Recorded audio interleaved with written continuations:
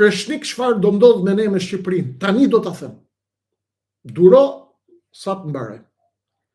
Amerikanët vazhdojnë të jenë në negociata në të gjithë botën për të bërë lakun ndaj dy rivalëve të tyre të mëdhenj, Rusia dhe Kina. Rusin duan me marrë nga ana e tyre përkohësisht që të përgatiten për Kinën, por nuk do ta lënë edhe Putinin pa llogaritë e tij. Si dhe pse, ta tregoj tani. Ju të gjithë i hapni mediat çdo natë, hapni Top Channelin, Klanin, televizionet shqiptare, hapni BBC-n, hapni Rai 1, Canale 5, Rete 4, Rai, kanalet e Rajt, kanalet italiane, France 24, Francis 4, BBC, Bloomberg, CNBC, amerikane, CNN të kështu me radhë. Por kur ju vjen informacioni kështu me bombardim, nuk i kapni dot detajet, sepse kjo është profesion. Por Rai Mediaset. Tashmë, amerikanët po bëjnë llogari, derisa të vinë në Shqipëri, do mbarojnë pak lojën e madhe atje.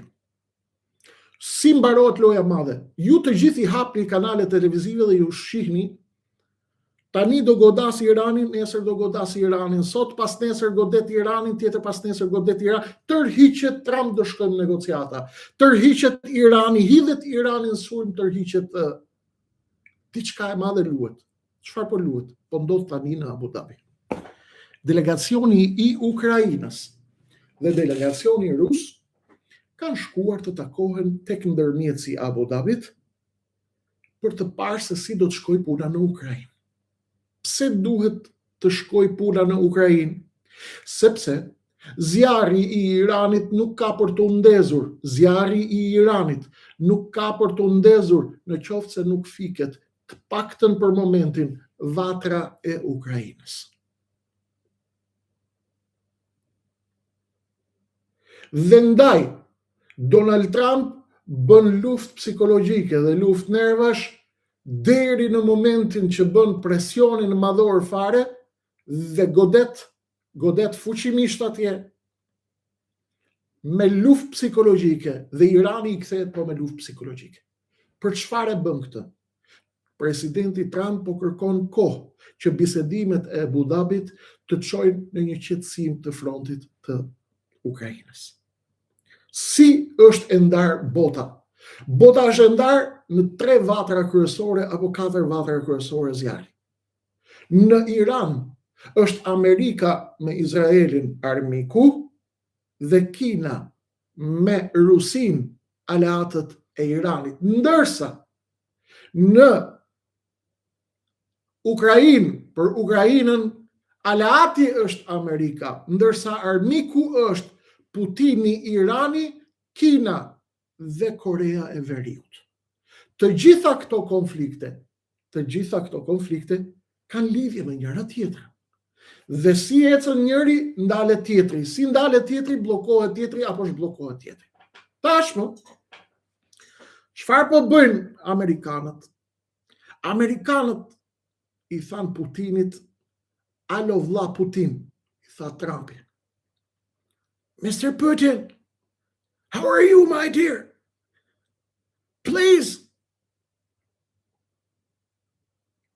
Të lutem, vllai im Putin, pak qetësi në frontin e Ukrainës, të paktën një javë, që të qetësohemi atje dhe të marrim vesh si do të shkojnë negociatat këtu. Putini i kthen përgjigje Trumpit dhe i thotë, unë për ty që më ke respektu dhe më ke vlerësu dhe më ke trajtu me respektin e madh, jo javë, po 2 javë bëj pushim. Dhe Putini e ul frontin e Ukrainës e qetëson për 2-3 ditë, dhe del Zelenski dhe i thot Putinit që po të mos ndërhyjnë te Amerika, ti do të goditeshe mu në zemër të Rusisë me disa raketa të forta të cilat do të shkatërrohen. Pa mbaru fjalën Zelenski, kërcet bombardimi i Rusisë dhe i thot, mor qenë birqeni, unë e ndala për hatër të Amerikës, se tjetë për ty unë të kisha marrë si Maduro. I thot Putini Zelenskit. Amerikanët i thonë Zelenskit, more ti pusho pak, mbyllë këtë histori, se kemi llogaritë të tjera më të mëdha, ti e di që jemi ne pas te. Dakord? Zelenski i thot Amerikanëve, po si mund të më trajtoni mua me këtë mënyrë, më vëllezër tanë Amerikanë? O pas arsit e Jeffersonit dhe të Washingtonit, mua aleatin tuaj po mbëni presion dhe po gëzoni Putinin, ne që ju ngritëm kokën lartë, ne që e shkërmoshëm autoritetin e Kremlinit dhe të Rusisë së Madhe dhe goditëm mu në zemër të Rusisë, me ne aleatët të bën presion në të shkretëve, po ne jemi në anën tuaj, ne po luftojmë të dy bashkë kundër Rusisë, ndërsa në Washington i thonë Zelenskit, pusho, se ne të kemi vënë aty dhe ne të mbajmë. Riurt dhe mos ta prish lojën. Ne mezi e bindëm Putinin të pushoj bombardimet, ti shet mend me krahët tona dhe e shtyr Putinit filloj të bëj goditjet atje. Zelenski nuk i pëlqet ky muhabet. Dhe çfarë bëri? Shkoi dhe u tha amerikanëve dje. O miqtan amerikan, o pas arsit e Jeffersonit, o pas arsit e Washingtonit, o miqtë e mi, po si kur ta shtym pak të marrëveshjen e paqes në Abu Dhabi. Pse i thanë amerikanët do ta shtym? Po bën vaki është më mirë për negociatat ti shtym pak derisa të gjejmë një zgjidhje. Për kë? Për konfliktin ndërmjet Amerikës dhe Iranit. I thanë amerikanët Zelenskit, po ty ç'të duhet me historinë e Iranit, shif punën tënde atje. Ç'të duhet ty Zelo? Se kur e flasim ne dhe si e flasim ne, Zelo ti ke në ngarkesë Ukrainën dhe ne ta kemi lënë ty Ukrainën ngarkesë. Shoku Zelo. Dakor? Dhe ti mos i fut hundët atje ku nuk kupton, sepse do ta prishësh punë. Po unë jam aleati juaj i madh, më vëllezërit e mi në Washington, po si mund ma bëni ju kështu mua? Ju presionin duhet ja bëni Putinit, mos ma bëni mua. Riurt të Zelo se dim në këtë punë, i thot Trumpi nga Washington. Kemi Steve Witkoffin në Abu Dhabi, i cili po merret vesh me njerëzit e Putinit të na qetësoj pak frontin e Ukrainës, sepse ne nuk mund të bijem Iranit në qoftë se kemi frontin e Ukrainës hapur. Zelo mbyllë këtë histori. Ne dim që je i fort dhe vishesh ushtarakisht dhe vjen me pullover në Washington dhe bën si i fort, por kjo është forca që ta kemi dhënë ne Zelo. Mos kujto se e ke nga fuqia jote. Po si ka mundësi mo miqtan në Washington, po si ka mundësi mo pas arsit Eisenhowerit të ma bëni mua këtë presion. Unë po luftoj për ju, unë sakrifikova popullin tim për interesat amerikane atje. Po vritet 1 milion njerëz janë vrarë, po godazin, po humbim njerëz, po humbim ushtar, dhe këtë po e bëjmë për t'i ngrit kokën Amerikës. Ne na bëni presion. Lëre këtë mua bet Zelo tha. Telefonata nga Washington. Se çështja është më ngatëruar. Pa mbaruar fjalën Zelo për rusët që ne po të mos deshim dhe po të mos kishim hatri i madh i Dajsenit në Amerikë dhe ne pushum, shkuan raketat ruse në Zaporozhja dhe nisi bombardimi dhe Zelenski tentoi edhe një herë të ja prish lojën amerikanëve. Amerikanët e marrin Zelenskin dhe i thonë pusho mos lap, se je duke na prish punë. Ti je problem në vetvete. Dhe në qoftë se duam ne, do të shkosh dhe kur të themi ne, do të shkosh në zemër të Kremlinit dhe do merresh vesh me Putinin dhe do bëni marrëveshjen e paqes. A e di, zoti Zelo, se ti për Putinin nuk je asgjë më shumë se që ishte Maduro për Amerikanët, të ishte për Putinin dhe të mos kishe mbulesën tonë ne Amerikanëve,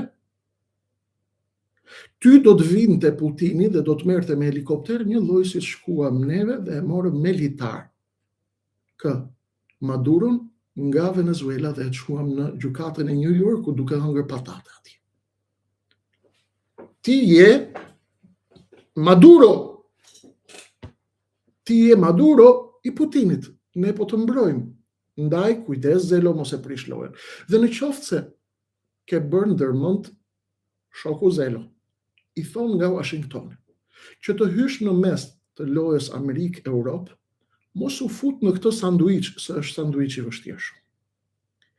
Do të përpiqesh të na shantazhosh ne, apo të përpiqesh të përfitosh nga konfliktet mes europianëve dhe amerikanëve duke u futur në mes si sanduiç. Mos u fut në këtë lojë, Zelo, i thanë amerikanët nga Washington. Kjo është shumë e madhe për ty si lojë dhe mos u kujto se mund të futesh në këtë mes dhe këtu nëse futesh mund të humbasësh gishtrit.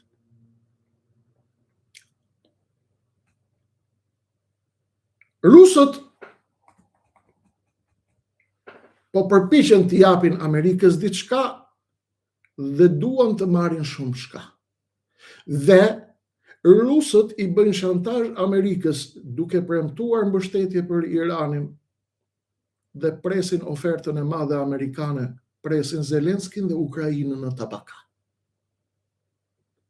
Në momentin që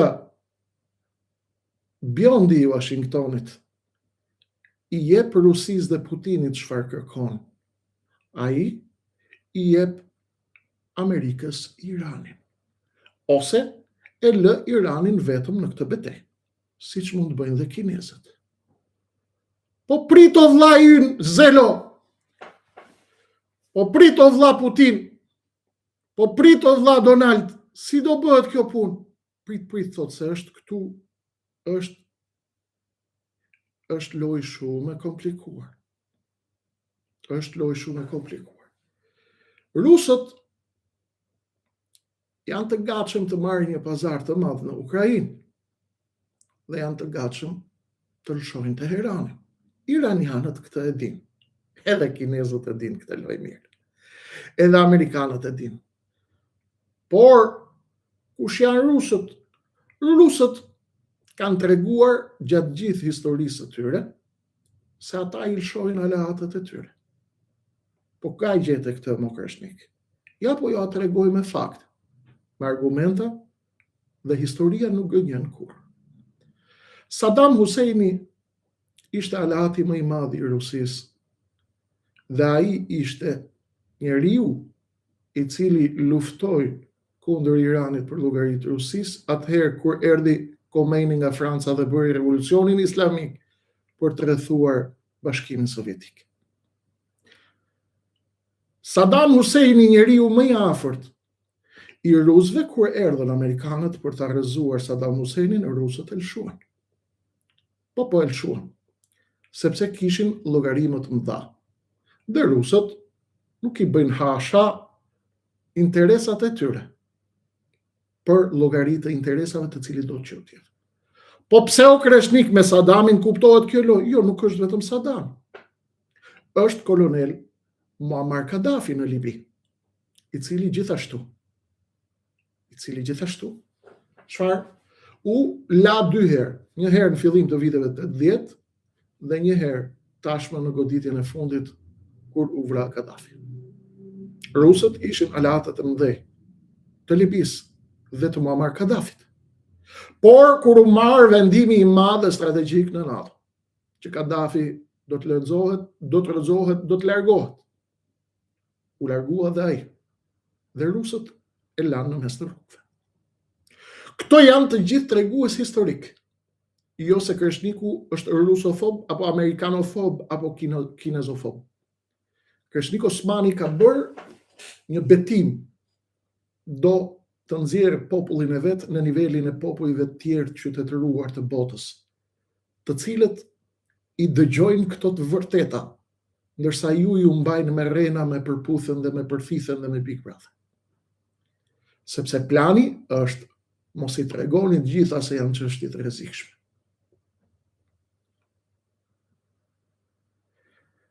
Në vitet 80 rusët e lanë Gaddafin në mes të 4 rrugëve.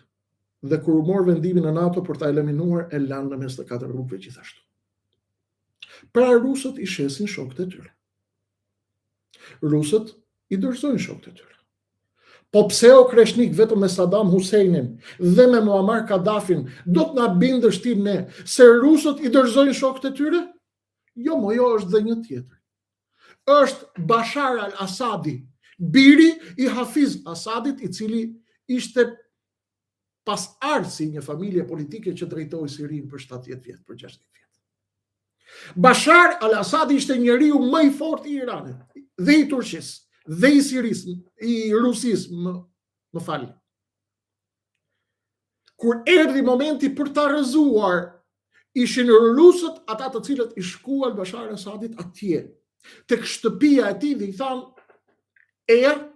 bëu gati se është bërë marrëveshje. Ti do të biesh dhe nuk do të jesh më. Ja do të vim edhe aty. Do të vim, masi i tha kështu Zelenskit, a mund t'i thot kështu edhe Kurtit? Kjo është super inteligjente si pyetje. Do të vi, po e shënoj dhe do të vi në fund të bisedës. Zelenski, Kurti përballë Amerikës.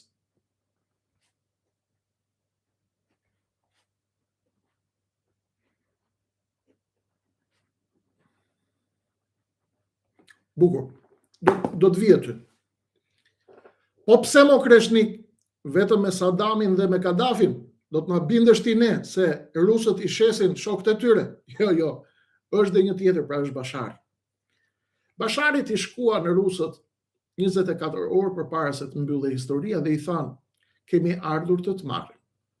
Rruga nga Damasku për tek baza ruse ku do t'i hipësh aeroplanit për në Moskë është e siguruar nga rusët. Dhe rusët kishin marrë leje edhe nga amerikanët dhe nga izraelitët për ta nxjerrë. Për ta nxjerrë nga Siria dhe për ta çuar në Moskë, atje ku Bashari kishte fshehur miliardat që ja kishte grabitur popullit të shkretë sirian. Dhe më pas erdhën turqit, u morën vesh me amerikanët dhe izraelitët dhe sollën Ahmed al-Shara në pushtet. Për të përzënë Iranin, dhe që loja e lindjes mesme të kalonte nga influenca e Teheranit dhe e Rusisë në influencën e Turqisë dhe të Sirisë, e cila kishte tashmë një gur më të fortë në dorë për të bërë presion edhe Rusisë edhe Izraelit në qoftë se do të kontrollonte Sirinë. Dhe kjo e shqetësoi Izraelin, i cili ka shpejtuar t'i thotë amerikanëve se nëse ne larguam Iranin dhe e zëvendësojmë atë me influencën e Erdoganit, ai do të na bëjë të gjithë aleancat e Islamit sunit këtu dhe do të na bëjnë kërcënim për sigurinë tonë kombëtare më shumë se ç'na bën shiitët dhe milicit e Iranit këtu në rajon, qoftë Hezbollah, qoftë Hutët, ashtu siç ju shpjegova në live-in e mbrëmshëm. E morën Asadin dhe i thanë: hajde këtu Asad, sepse ka mbaruar loja jote. Po unë jam aleati juaj, unë luftova me ju, prisha me Amerikën, i tha Asadi. Amerikanët i kishin thënë Asadit: ktheu nga ne. Ai tha: jo, tha se unë jam me Rusin, se këtu në Shqipëri ka shumë njerëz të cilët po ndërtojnë kultin e Rusisë, dhe ata janë në të drejtën e tyre, sepse kjo është liria e fjalës. Po ndërtojnë kultin e Rusisë që Rusia do të na shpëtojë nga Amerika, dhe kjo është një rrenë e madhe që ju duhet ta dini. Sepse ju kur ta dini këtë rrenë dhe kur ta dini këtë propagandë, do të kuptoni se çfarë lloj mashtruesish janë ata të cilët bëjnë sikur sulmojnë Amerikën dhe ndërtojnë kultin e Putinit. Putini të shet në sekond. Dhe këtë nuk e di vetëm ai. Këtë e di e gjithë bota. Dhe këtë e di historia, sepse historia është shumë e rëndësishme. Ju duhet i dini të gjitha rrenat, sepse vetëm ashtu mund të shpëtoni Shqipërinë dhe vetëm ashtu mund të shpëtoni nga Big Brother i madh që ka ndërtuar sistemi këtu. Amerikanët i thanë Basharit: ktheu mërvllak, ndej. Sikurse i thanë dhe Iranit: ec, ndej. Jo, po unë do rri se i kam dhënë fjalën rusëve. Nëse shkojnë rusët e marrin lejen në Amerikë dhe të shpëtojnë ty o Asad. Hajde shpejt, hypi aeroplanit, legjen se mbaroi loja jote. Ashtu, siç do t'i vi momenti dhe dita, tu thonë legenëve të Tiranës që po mashtrojnë shqiptarët ditën kur të marri vendim Amerika që të pajtohet me popullin shqiptar dhe të ruajë stabilitetin e Ballkanit. Jo për bamirësi, të kuptohen.